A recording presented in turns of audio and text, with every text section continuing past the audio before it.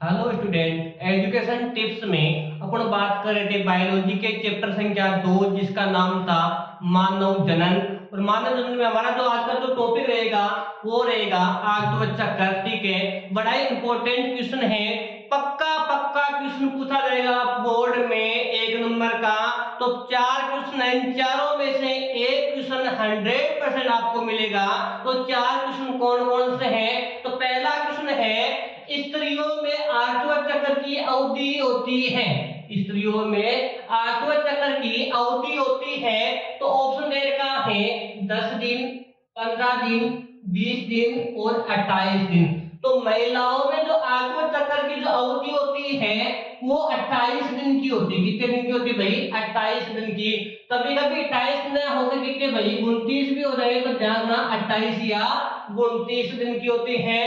तो ये 28 दिन है। अपन बात करते हैं आठवां चक्र है कितने भागों में डिवाइड होता है भाई? 4 भागों में। और 4 भाग कौन कौन से होते हैं? एक होती है रजपरावस्था, एक होती है पुष्टि की अवस्था, एक होती है अंडोत्सर्ग अवस्था, एक होती है परसे अंडोत्सर्ग। 4 अवस्था होती है आत्म चक्र की।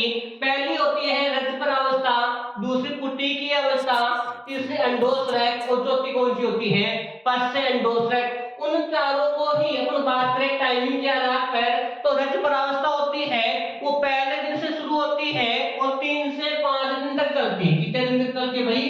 3 से 5 दिन। पहले दिन से स्टार्ट होती है और 3 से 5 दिन तक चलती है। दूसरी होती है पुष्टि की प्रावस्था होती है। ये पुष्टि की अवस्था होती है वो 6वें दिन से शुरू होती है और 13वें दिन तक चलती है। चौथी होती है भाई अंडोत्सर्ग होती है, वो होती है भाई मध्य की अवस्था 14वें दिन की होती है। और परसेंट अंडोत्सर्ग होती है वो 15वें दिन से लेकर 28वें दिन तक की होती है। तो क्वेश्चन था कि महिलाओं में आत्म चक्र की अवधि होती है। तो महिलाओं में आत्म चक्र की जो अवधि होती है वो 28 दिन की होती है। 4 भागों में बांटा गया है। रज प्रावस्था है, पुष्टि के प्रावस्था है, अंडोत्सर्ग प्रावस्था है, पश्च अंडोत्सर्ग अवस्था है। तो इस प्रकार से 4 भागों में बांटा गया है। टाइमिंग की बात करें तो रज प्रावस्था पहले दिन से शुरू होती है, 3 से 5 दिन तक चलती है। इसमें एस्ट्रोजन की और प्रोजेस्टेरोन हार्मोन है उनकी क्या हो जाती है भाई? कमी हो जाती है, जिसके कारण इसमें कह सकते हैं इसकी जो परत है एंडोमेट्रियम परत वो क्या होती है भाई? झड़ जाती है। किसके कारण? फंगस नहीं, इसके कारण झड़ जाती है। जहां से रक्त है, श्लेष्मा है, योनि द्वार द्वारा बाहर की ओर निकाल दिया जाता है, निकल जाता है। दूसरा पुष्टि की अवस्था 6वें दिन से 13वें दिन चलती है। अंडोत्सर्ग अवस्था 14वें दिन की होती है। पश्च अंडोत्सर्ग होती है वो 15 दिन से 28वें दिन तक की होती है। दूसरा क्वेश्चन है आत्म चक्र शुरू होने के कितने बाद अंडोत्सर्ग का निर्माण होता है? यानी क्वेश्चन है आत्म चक्र शुरू होने के कितने समय बाद अंडोत्सर्ग का निर्माण होता है? तो ऑप्शन ए है 5 दिन, बी है 13, सी 14 और डी है 28 दिन। तो आपका जो आंसर है तो भी हमने पढ़ा था अंडोत्सर्ग। तो अंडोत्सर्ग कौन सी अवस्था की भाई? तो 14वें दिन की। तो आपका आंसर हो गया 14वें दिन। कौन सा दिन हो गया? 14वें दिन। अगला क्वेश्चन है तुतुक से, जिसको बोलते हैं मोरुला बोलते हैं, तुतुक को बोलते हैं मोरुला बोलते हैं। तो तुतुक से भ्रूण की कौन सी अवस्था का निर्माण होता है? तुतुक से भ्रूण की कौन सी अवस्था का निर्माण होता है? तो सबसे पहले बात करते हैं तुतुक या मोरुला होता क्या है? कि कोई युग्मनज होता है, इस युग्मनज में विभाजन होता है और विभाजन होने से यदि 8 से 16 कोशिकाओं का निर्माण होता है और ये जो 8 से 16 कोशिकाओं का निर्माण होगा तो एक ठोस प्रकार की संरचना बनती है।